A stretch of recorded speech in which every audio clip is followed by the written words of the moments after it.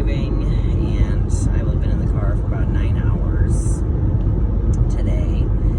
So I just thought I would get some thoughts out. So hang in there with me.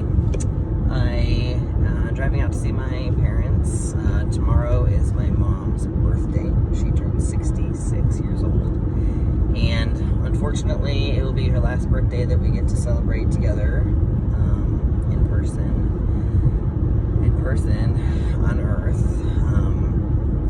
So she is on hospice at home, and I've been out there to see her quite a bit since her diagnosis at the end of January. I'm bringing my kids out kind of one by one, celebrate some time together, and bringing the family out. Been out a lot recently. 9 days ago was the last time I was out here, so it's been a lot of driving.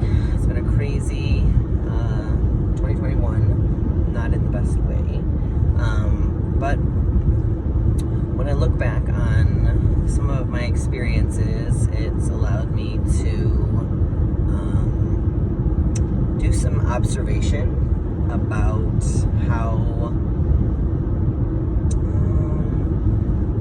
how things might be different now for me versus pre-transition, as far as relationships, emotionally, or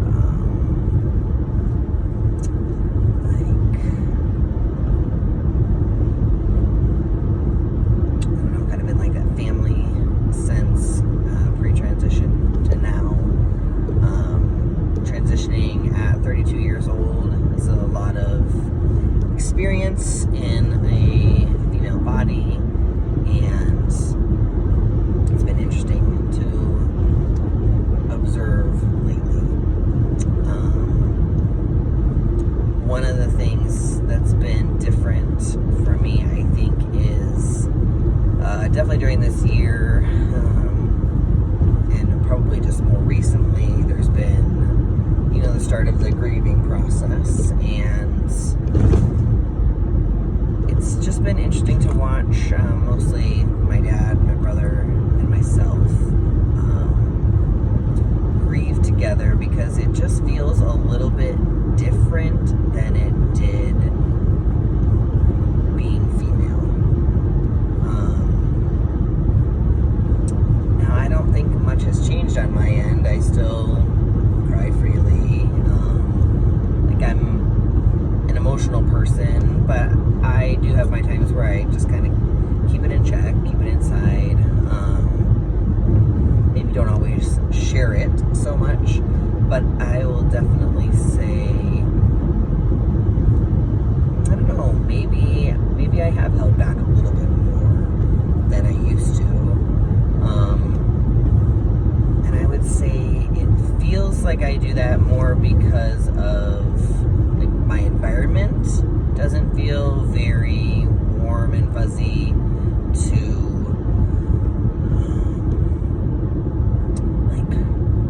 crying isn't something where you're like, oh, come here, let me give you a hug. It's just like we're three individual people grieving and not really sharing in that grieving process together. So it is weird. Now, my mom has always been the one, I'd say, and maybe me next, that would bring us all together to, she's like the glue. She holds it all together. So, she's the safe space. So I guess that kind of sucks, to have that space, that person not be there for that emotional support. And so it is interesting trying to do it without her. And I do think that, grieving previously, it's been, quite a bit since we've lost a loved one, but I think being female, grieving, like with my dad, was a little bit than it is right now. There's not a lot of interaction, not a lot of like hugging or consoling. And I know that he's going through his own thing too, obviously, but you know, for me and what I do in my family is, you know, or I'd like to think I do, is to kind of do it together, to support one another and hug and just be there for each other. And I do feel like we kind of did that before I transitioned. It's been interesting to watch some interactions after my transition. I mean, I still don't feel like I am at the level of loving interactions that I was being female. Like on my dad's side of the family, I was the only girl, only granddaughter, niece. And so I do feel like there was a lot of hugging, cuddling, loving, and after my transition, it was very distant. And to where we're at now, I would say it's improved, but it's certainly not to the level that it was before.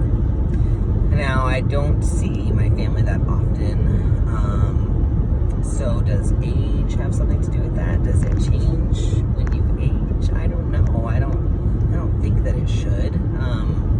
You know, growing up, observing family members, I didn't notice it changing as people got older. I don't really think so.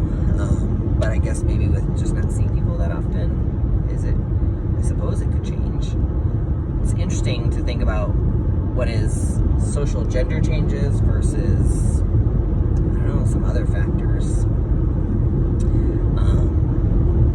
I saw a cousin I haven't seen, I don't even know when. Gosh, I mean, it's probably been like 15 years, seriously. So, obviously, younger, female, and we always hugged with interactions, and so he and I, you know, hugged, embraced when we saw each other, when we left. But when I observed his interactions with, like, my brother and my dad, they did handshakes, maybe a little handshake, bro hug thing.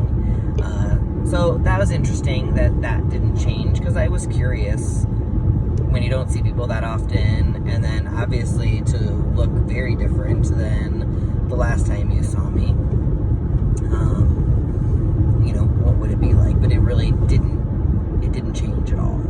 So that was pretty awesome, because I don't feel like anything changed from that relationship, so that was pretty cool. I have a cousin on my mom's side that I would say our relationship was, you know, much closer before I transitioned, and transitioning severely disrupted the relationship. And we've been talking more, but I think it's mostly related to my mom, and I don't think that there's ever going to be that closeness that there was. And then I have not seen anybody else from my mom's side of the family since I transitioned. None of us live, I mean, I don't live near any of my family. So it would be interesting to see one day what that's like, but I would be lying if I said that didn't give me a lot of anxiety. Although I would want to see them and catch up. Like, life's so different for me now. You know, I've got a crazy house full of kids, and then just transitioning. I don't know. I think it would be very different. One other thing that I thought was interesting, and maybe not that interesting, because not everything is related to gender, right? I mean, we all have different interests, we all have different things that we're good at, and gender really isn't a part of that. But you know, the guys in the house, per se, were doing a computer issue fix, and the women were sitting in the living room chatting. And, you know, I could almost feel myself wanting to be in between that. Like, how cool would it be to be a accepted into, trying to figure out what's wrong with the computer or whatever. But that's not my thing, but does it necessarily have to just be included in that, right? Like you have an issue and you're like, hey guys, I got an issue, let's figure this out. I certainly wasn't included in that. And so being a nurse and a caretaker, I suppose, I'm sitting in there chatting with the women, which, it's what I've always done, I suppose. It's where I feel most comfortable. I've always had more girl friends, and that's just where I gravitate towards, but,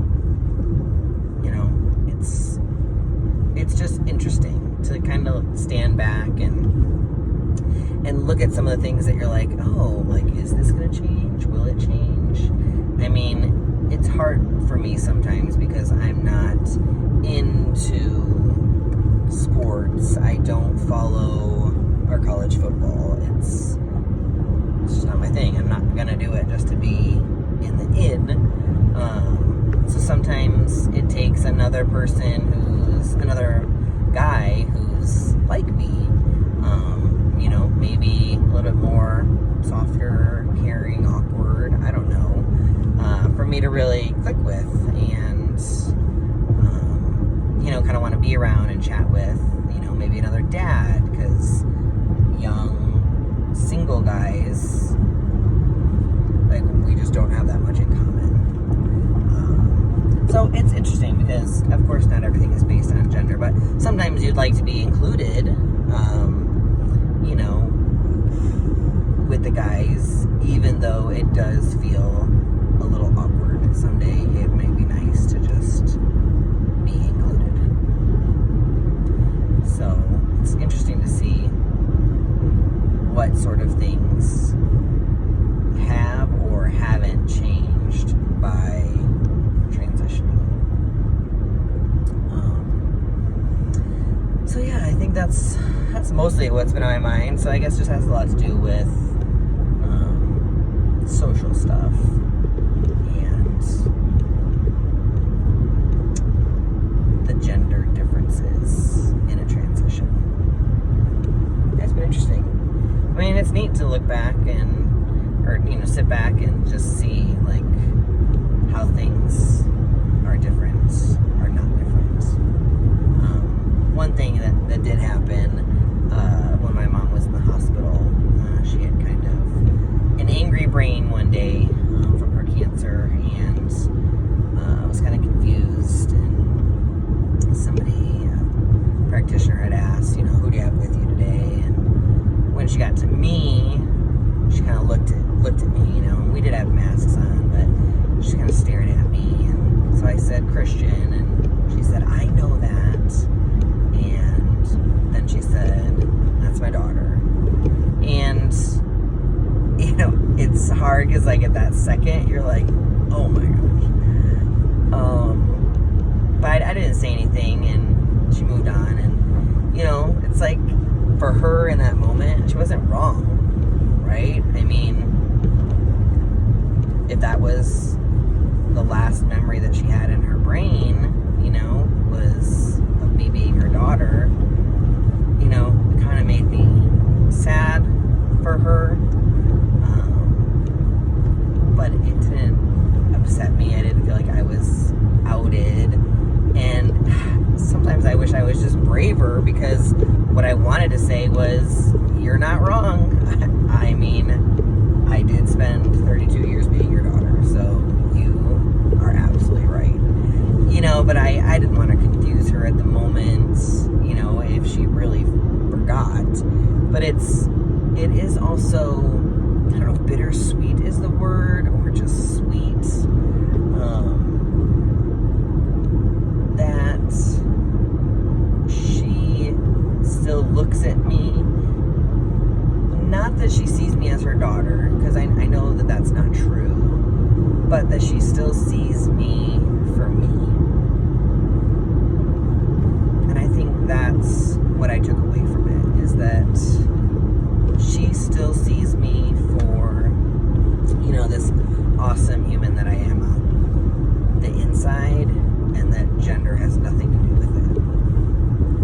say we have, you know, fought hell and high water through the last 7 years to get to that point, to get to where we are today.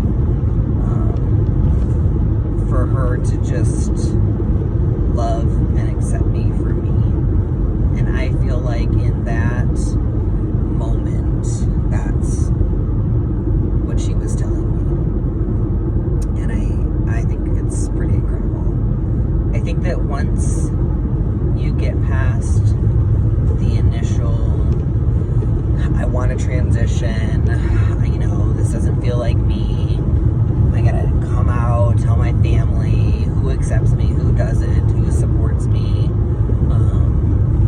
what does the journey look like, starting testosterone, getting surgery, going through changes, becoming who you see in the mirror. Once you get to that point of like, this is me, like it's just good to be me, you can look back on things and you see things that were insignificant, you know, maybe things I could have done different, better, maybe other people could have done things different or better, but I do think there's also a little bit of an appreciation for the journey, and then especially, of course, if there are positive outcomes, it's worth it, you know, it's all very much worth it. It's just getting through the mud and the muck and getting those people that you really love to stick by you. I mean, you shouldn't want to have to get them to stick by you, but it's like, if we can weather this storm together, we will be stronger for it. And I will say that the people who love you unconditionally, as painful as it might be for them or for you, you stick together. You just do. And you get through it together, and you're stronger for it. And, you know, those are the people that make it worth it. So I think that's some of the things that I get to see now, which is pretty awesome, because when you're in it, you can't see that stuff. So it's just getting through the storm and trying to enjoy all the ups and downs. So I'm gonna finish out my ride with my trusty co-pilot. She's standing watch for me, and I appreciate you watching. I appreciate your time, my ramblings, and you know, for all the people who support me and stand by me. I love you and I appreciate you. So thanks for watching, and I will be back whenever time allows. Thanks so much. Bye, friends.